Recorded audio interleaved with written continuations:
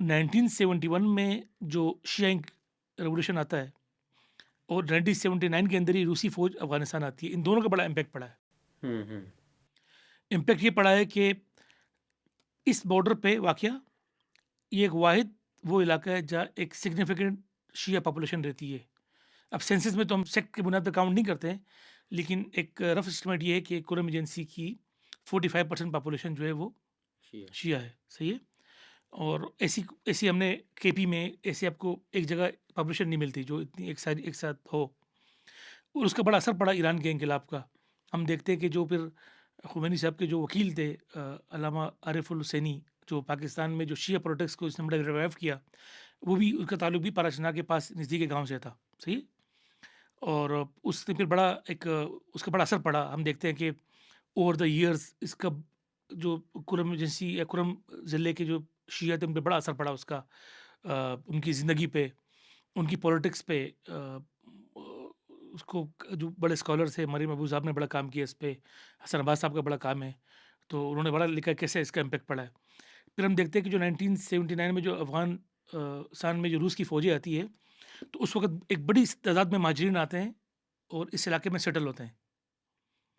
अब मसला ये है कि जो शिया जो एक ट्राइब है, तूरी ट्राइब, जो 100% शिया मेनली शिया ट्राइब है, उनकी आबादी कम है, उनकी ज़मीनें बहुत ज़्यादा है। ठीक है। तो वो लोग आके इन ज़मीनों पे रहे। एक लोकल टर्म इस्तेमाल होती है हमसाया, पीज़न्ट्स के लिए, तो ये उनके हमसाया या काश्तकार बन गए, तो उनकी ज़मीनों पर ये कल्टीवेशन करते हैं, वहाँ कैंप बन गए। हम फिर देखते हैं कि जो मैंने आपको मिसाल दी कि कोल्ड वॉर में फिर उस वक़्त हमने मतलब हम अरबी और अमेरिकन ने सोवियत के खिलाफ जब हमने इस्लामी लोग भेजने शुरू किए, तो उस टाइम पर यहाँ पर जो मुजाहिदीन ग्रुप थे, उनके बड़े कैंप बने, ख़ासतौर गुरबद्दीन अख्तियार का हिज़्ब इस्लामी का बड़ा ग्रुप बना।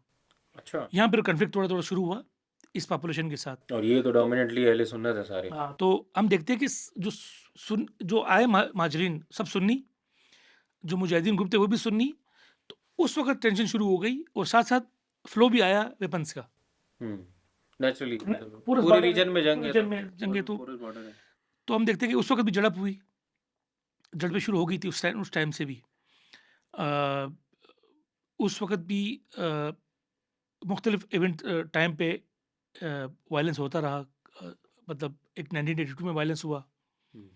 92 में वायलेंस हुआ, तो इस तरह होते रहे। लेकिन वो वायलेंस इक्का-दुक्का होते थे।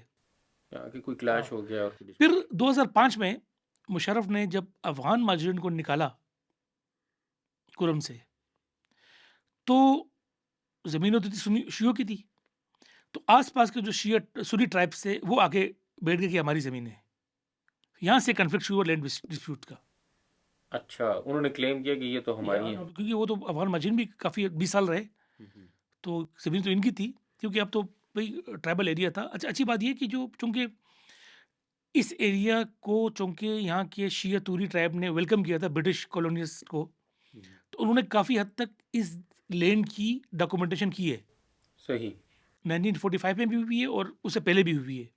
तो इनका फिर भी कुछ रिकॉर्ड है कि ये ज़मीन किसकी है, तुर्रियों की है या जो सुन्नी ट्राइब्स है, मंगल है उसमें। यानी हिस्टोरिकल रिकॉर्ड्स अभी भी पार्शियल है, पूरा नहीं है लेकिन। सही। इसीलिए जो बार-बार डिमांड हो रही है कि आप एक लैंड रिकॉर्ड कमीशन बनाएँ, और उसके मुताबिक फैसला करें।